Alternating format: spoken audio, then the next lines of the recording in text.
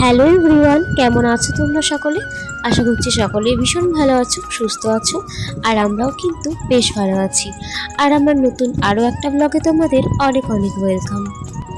চলো আজ সারাদিনটা আমি কিভাবে কাটালাম সেটাই তোমাদের সাথে শেয়ার করব। ঘুম থেকে উঠেছি অনেকক্ষণ আগে, চা খাওয়া কমপ্লিট। আর তারপর চলে এলাম বিছানাটাকে ক্লিন করতে। বিছানাটা আগে ক্লিন করে বেডশিটটা চেঞ্জ করে দিয়েছিলাম।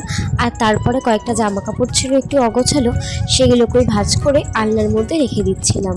আর আজ না আমরা অনেক সকালে ঘুম থেকে উঠে পড়েছি।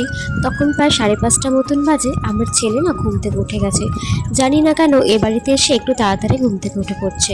সেজন্য আমরাও উঠে পড়েছি। আর আমাদের আজকে চা খাওয়া কিন্তু অনেক সকাল সকাল কমপ্লিট হয়ে গেছে।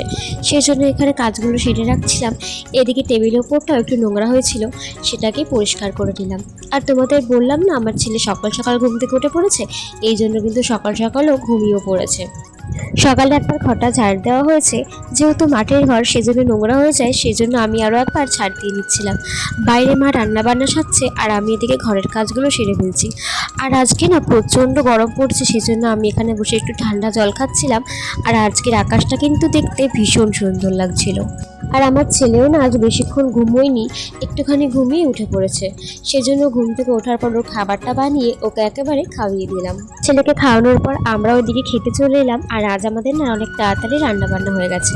এদিকে দেখো একটা মাছের ঝাল হয়েছিল আম দিয়ে, এখানে হয়েছিল হচ্ছে ঘ্যাটকল পাতা বাটা, এদিকে আছে পটল সর্ষে, আর হচ্ছিল আমের চাটনি, আর হচ্ছে লতি ভাজা। আর কিন্তু অনেক রকম মেনু হয়েছে। আর খাওয়া দাওয়ার পর দেখো একটু গাছের তলায় এসে বসলাম। এখানে একটা আম গাছ আছে আর একটা লেবু গাছ আছে, অনেক বড় গাছ দুটো। আর না এই জায়গাটা ভীষণ ঠান্ডা আর প্রচুর হাওয়া দেয়। আমরা কিন্তু খুব গরম লাগলে এখানে এসে বসে থাকি।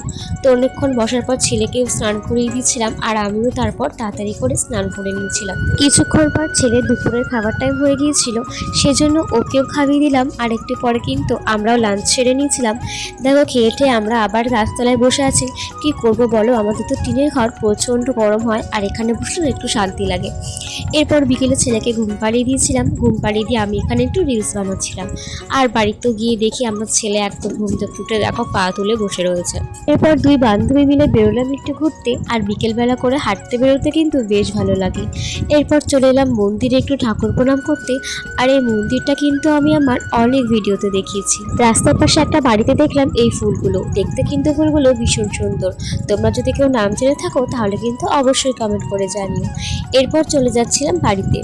এরপর সন্ধ্যেবেলা আমরা এখানে বসে দেখো চা খাচ্ছিলাম। আর আমার ছেলেরও কিন্তু খুব খিদে পেয়ে গিয়েছিল, সেজন্য আগে ছেলের খাবারটা বানিয়ে নিয়েছিলাম। ও দুপুরবেলা ঠিকঠাক করে ঘুমোয়নি, সেই জন্য ঘুমিয়ে পড়বার জন্য খুব কান্না করছিল।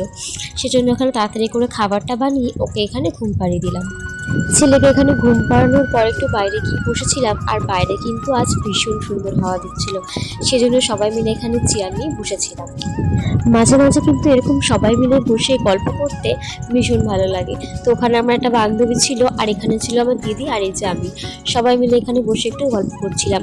আর আজকে চাঁদটা দেখো কত সুন্দর, পুরো গোল হয়ে রয়েছে, ভীষণ সুন্দর লাগছিল দেখতে।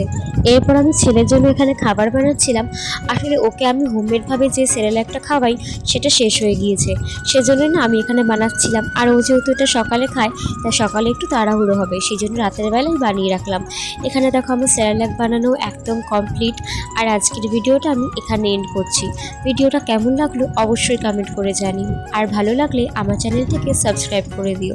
ভালো থেকো সবাই, টাটা।